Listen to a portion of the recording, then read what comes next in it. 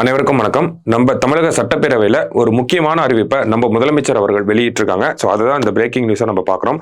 என்ன சொல்லியிருக்காரு அப்படின்னு பார்த்தோம்னா, 18 மாதங்களில் 46,584 அரசு பணியிடங்கள் நிரப்பப்படும் அப்படின்னு சொல்லி சட்டப்பேரவை விதியின் 110க்கு கீழே முதலமைச்சர் ஒரு முக்கியமான அறிவிப்பை வெளியிட்டிருக்காரு.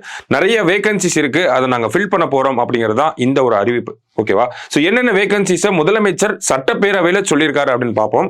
தமிழ்நாடு அரசு பணியாளர் தேர்வாணையம் மூலம் 17,595 இடங்கள், ஆசிரியர் தேர்வு வாரியம் நம்ம டிஆர்பின்னு சொல்றோம் இல்லையா, அதன் மூலமா 19,260 பணியிடங்கள், மருத்துவ தேர்வு வாரியம் மூலம் 3,041 பணியிடங்கள், சீருடை பணியாளர் தேர்வு வாரியம் மூலம் 6,688 பணியிடங்கள் நிரப்பப்படும் என அறிவிப்பு. ஓகேங்களா?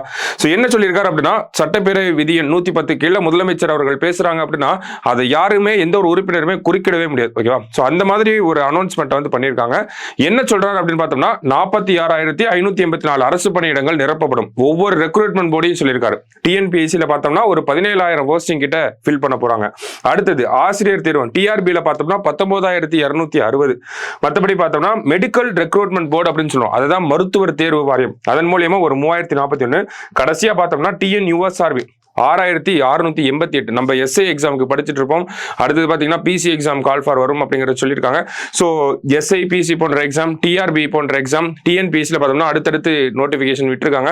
ஸோ இந்த மாதிரி ஒரு 46,584 காலி பணியிடங்களை வந்து அடுத்த 18 மாசத்துல நிரப்ப போறோம் அப்படிங்கிறத சொல்லியிருக்காங்க. ஸோ இதை விட ஒரு சரியான வாய்ப்பு போட்டித் தேர்வு படிக்கும் மாணவர்களுக்கு கிடைக்கவே கிடைக்காது.